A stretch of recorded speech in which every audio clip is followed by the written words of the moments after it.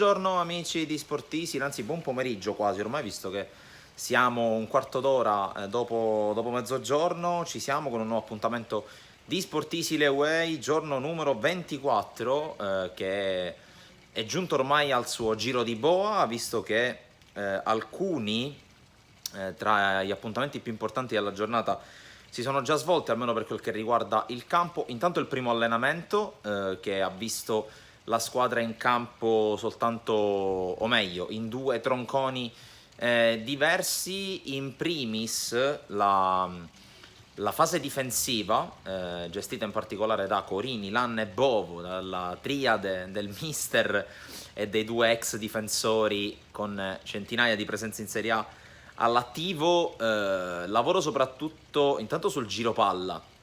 e poi su alcuni movimenti della difesa, in particolare sulla copertura, sui servizi in profondità degli attaccanti avversari. Poi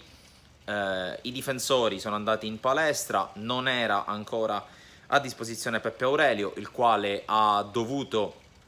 effettuare soltanto appunto lavoro differenziato. Tutto questo ovviamente lo scopriremo a breve nel report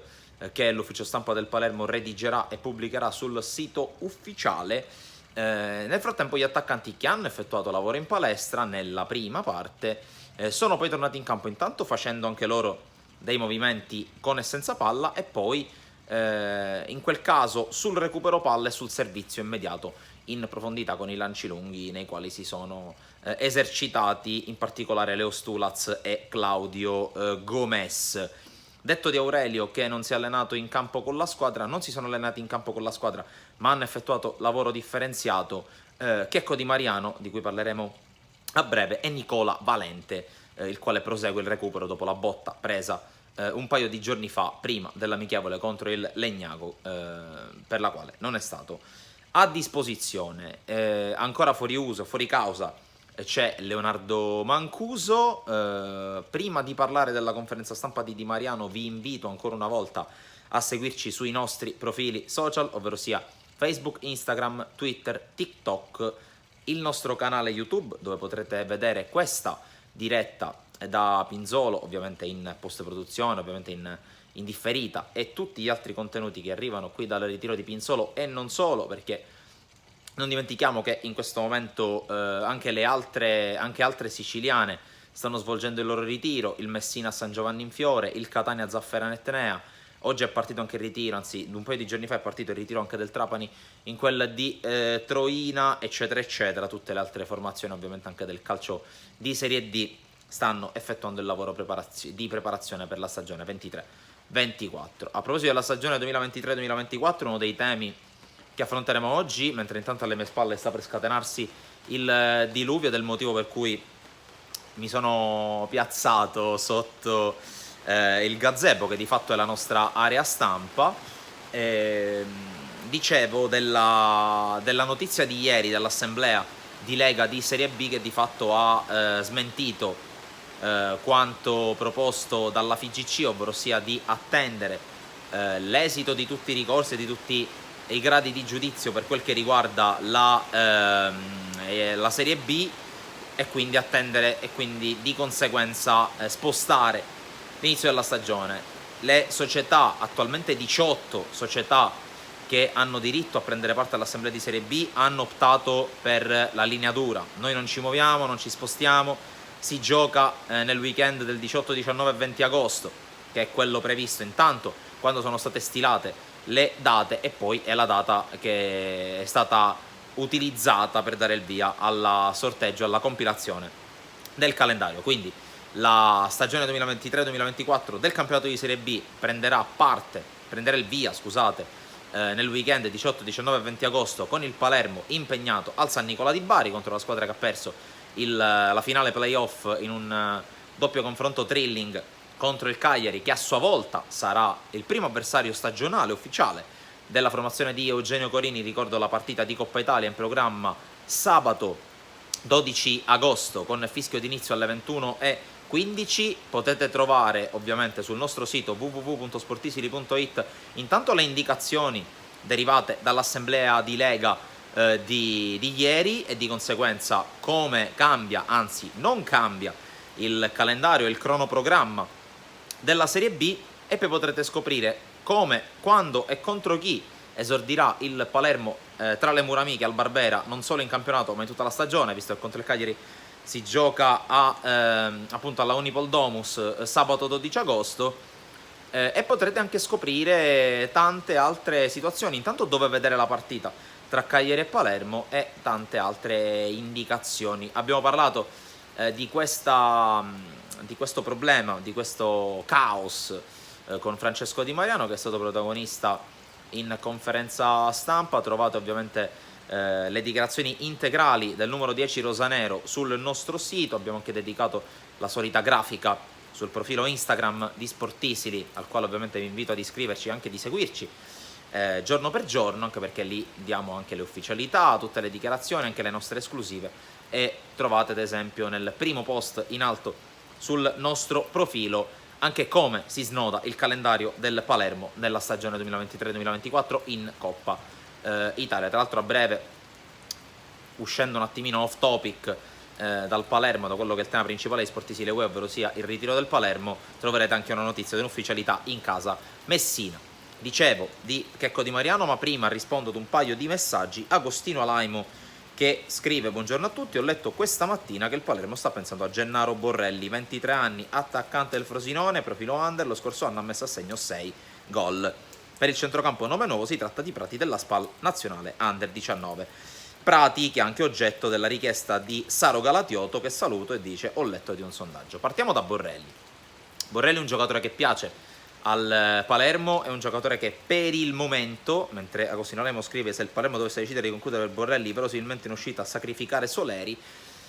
diciamo che si viaggia su due binari differenti, anche se dall'uno rischia veramente di dipendere l'altro. Per il momento il Frosinone sta facendo muro, anche perché ha saputo, ha deciso di non chiudere ancora la trattativa con il Palermo, anche perché sapeva che c'erano altre formazioni interessate, ovvero la Sampdoria in primis, Sampdoria che vorrebbe prendere dal Frosinone, oltre a Borrelli, anche Caso, che è il numero 10 della squadra che l'anno scorso ha vinto in maniera netta e meritata il campionato di Serie B, dalla quale sono già arrivati due giocatori qui a Palermo, ovvero sia Fabio Lucioni e Roberto Insigne. Su Borrelli ovviamente c'è il forte interessamento del Palermo, nuova sfida in programma contro la Sampdoria, la prima, anche se in maniera molto soft, molto lieve, è stata vinta dai blucerchiati, che si sono portati a casa Barreca, il terzino sinistro ex Cagliari di scuola Torino, tra l'altro con alcune origini siciliane nella sua famiglia. Sampdoria che però per il momento ha il mercato chiuso, non può acquistare giocatori se non in prestito, perché bisogna ancora mettere delle linee guida abbastanza importanti per quel che riguarda appunto l'indice di liquidità, della compagine passata nelle mani del tandem composto da Radrizzani e Manfredi. Per quanto riguarda Prati, la notizia c'è, per il momento il Palermo tiene sott'occhio la pista, ma non vuole forzare, anche perché come ben sappiamo il Palermo, prima di effettuare qualunque intervento in entrata in attacco, o meglio in attacco ma in tutti i ruoli, deve liberare, soprattutto a centrocampo deve liberare spazio, dove ci sono due giocatori particolarmente richiesti, che sono Samuele Damiani e Jeremy Bro. Per quanto riguarda Bro, la sensazione è che l'uscita o comunque la cessione dovrebbe essere particolarmente vicina. Per quanto riguarda Damiani, Corini lo sta provando, sta cercando anche di spronarlo a fare qualcosa in più, ma almeno per il momento non sembrano esserci prospettive per lui di permanenza, anche perché Corini lo sta provando ovunque tranne che nella linea dei tre centrocampisti, ma più che altro perché come ha detto nella conferenza stampa post Legnago, è un giocatore talmente intelligente che può adattarsi in tanti ruoli. Saluto Peppe Musso che mi sta seguendo, e naturalmente lui è tornato a Palermo da ieri è tornato con tutta la banda, la comarca di Forza Palermo, li saluto. Tornando a Di Mariano, venendo anzi a Di Mariano, perché è stato il suo giorno in conferenza stampa, mentre alle mie spalle per fortuna è uscito il sole, e per chi deve tornare in hotel è sicuramente una bella notizia. Di Mariano, giocatore molto atteso, infortunatosi forse nel momento migliore della sua stagione, quando ha iniziato a segnare, quando ha iniziato a carburare nel ruolo di quinto di centrocampo a destra che Corini aveva disegnato per lui, o comunque nel quale Corini voleva impiegarlo per avere un'opzione in più sulle corsie, visto che dall'altra parte giocava Nicola Valente, visto che c'era stato l'infortunio di Salvatore Elia. Di Mariano che ha fatto capire chiaramente di essere pronto anche ad assumersi responsabilità in più e a giocare nei ruoli previsti per lui da Corini. Lui ha detto: il mister lo conosco, il mister conosce me, conosce le mie disponibilità, sono pronto a dare tutto per lui, per il Palermo e per Palermo. Un giocatore che ha fatto capire chiaramente di voler dare tutto per questa squadra, per questa maglia, per i suoi concittadini. Lui che è alla sua seconda stagione a Palermo dopo aver vinto a Lecce, a Venezia, dopo aver fatto tanto bene altrove, spera finalmente, dopo un'annata travagliata tra l'inserimento repentino in un gruppo nuovo e poi l'infortunio a 2 mesi dalla fine della stagione, lui sicuramente più di altri vorrà dare il massimo. Per il momento sta lavorando a parte per recuperare da un problema muscolare, ma ha rassicurato tutti, dice: sto bene, stiamo gestendo il mio recupero per evitare ricadute, voglio essere a disposizione della squadra per l'impegno del 12 di agosto, appunto la Coppa Italia contro il Cagliari. Andiamo a rivedere anche alcune dichiarazioni rilasciate da Di Mariano, il quale ha appunto parlato del pubblico dicendo: il Barbera deve essere il 12° uomo in campo per noi, soprattutto nei momenti delicati, abbiamo bisogno della nostra gente. Ha parlato anche dei nuovi arrivi dicendo che con Insigne sta sviluppando un grande rapporto anche con Leonardo Mancuso, il quale purtroppo è ai box. E poi gli obiettivi personali e di squadra. Quello di squadra non ci ha voluto girare intorno, ha detto: vogliamo essere competitivi per andare in Serie A, lo ha detto anche la proprietà senza nascondersi. La squadra cresce, vogliamo essere più forti dell'anno scorso perché vogliamo fare meglio dell'anno scorso. Per quanto riguarda invece gli obiettivi personali, Di Mariano ha detto: l'idea è quella di provare a battere il record di Venezia, in cui realizzò 7 gol e servì altrettanti assist. Ma la parte più importante è sicuramente quella che riguarda il suo ritorno in campo. Lui ha detto: non gioco una partita alla Cittadella, era marzo inoltrato, mi manca il campo, mi piacerebbe ritrovarlo dopo 4 mesi, voglio ritrovare fiducia con la palla, voglio farmi trovare pronto, anche perché la squadra sta lavorando bene. Lui che ha visto praticamente dai box le 4 amichevoli fin qui giocate al Palermo, sicuramente quasi certamente non sarà in campo contro il Trento. Ricordiamo, tra 3 giorni allo stadio di Trento contro la formazione allenata da mister Bruno Tedino, e vedremo anche quali saranno le sensazioni di Di Mariano al ritorno in campo. Intanto piccolo spoilerino, piccola notizia: sappiamo che a Saro Galatioto non piace la parola spoiler perché ci ha fatto capire chiaramente che non gli piacciono gli inglesismi. Allora diciamo piccolo così, notiziola, piccola indiscrezione: il Palermo con ogni probabilità non tornerà in città dopo la fine del ritiro, dopo l'amichevole delle 4, perché la squadra dovrebbe essere lasciata libera nella giornata di domani, nella giornata del 5, sabato 5, forse anche domenica 6, per poi spostarsi a Veronello, che di fatto è diventato il secondo quartier generale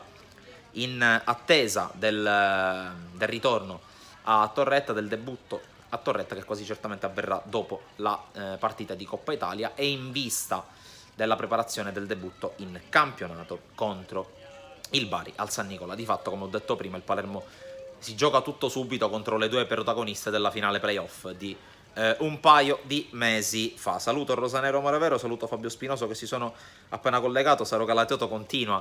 a sottolineare la sua preferenza per i termini all'italiana, anche se comarca, che ho utilizzato prima, è un po' più, diciamo, gergale, più volgare, tra virgolette, nel senso di popolare. Comunque, il Palermo tornerà in campo oggi pomeriggio, classica seduta che presumibilmente si concluderà con la partitella, da capire in quale dei 2 campi, perché qui a Pinzolo ci sono 2 campi a disposizione del Palermo. Quello centrale, tra virgolette, rubo un termine al tennis, il campo centrale con le tribune dove si è giocata, per capirci, l'amichevole contro il Legnago, e poi c'è un campo secondario, tra virgolette, campo 2, lo chiameremo campo 2, dove il Palermo ha svolto nella mattina di ieri la seduta di scarico con le cosiddette navette che il che il preparatore atletico Petrucci ha fatto svolgere i suoi giocatori sotto l'occhio attento di Eugenio Corini, e dove si sono allenati per esempio stamattina i portieri con Piacelli, De Planche e il giovane Nespola, che hanno lavorato insieme a Michele Marotta e allo staff di Corini, appunto. Quindi probabilmente il Palermo dovrebbe allenarsi sul campo 2, naturalmente per chi ci guarda da casa, per chi ci segue da casa, e siete tanti e vi ringraziamo per questo, non dovrebbe cambiare nulla, alla fine le immagini sono sempre quelle. Tra l'altro, a proposito di allenamento di questa mattina, a proposito anche del discorso fatto con Di Mariano verso la fine, una domanda posta da me in conferenza stampa, Di Mariano ha parlato di rigori. Oggi, dopo la fine della seduta mattutina, Roberto Insigne, Matteo Brunori ed Edoardo Soleri hanno sfidato Nespola ai rigori. Potete vedere il nostro video, non vi anticipo nulla, potete vedere il vostro video se non l'avete già visto, il video sulla nostra pagina Facebook, per capire chi ha vinto, se ha vinto qualcuno, perché potrebbe anche esserci stato un ex equo. Non voglio darvi anticipazioni di nessuna sorta. Intanto saluto e ringrazio sia Fabio Spinoso che Saro Galatioto. Di Mariano ci ha detto chiaramente che lui si sente pronto a calciare i rigori. Ha ammesso, perché giustamente c'è una gerarchia da rispettare, che Matteo Brunori è il rigorista designato. Tra l'altro la sfortuna ha voluto che Matteo Brunori non fosse in campo né nel secondo tempo contro la Bassanaunia né nel secondo tempo contro il Legnago, ovvero sia quando il Palermo ha avuto l'opportunità di battere 2 calci di rigore. Contro la formazione locale ha sbagliato Soleri, contro invece la squadra di mister Massimo Donati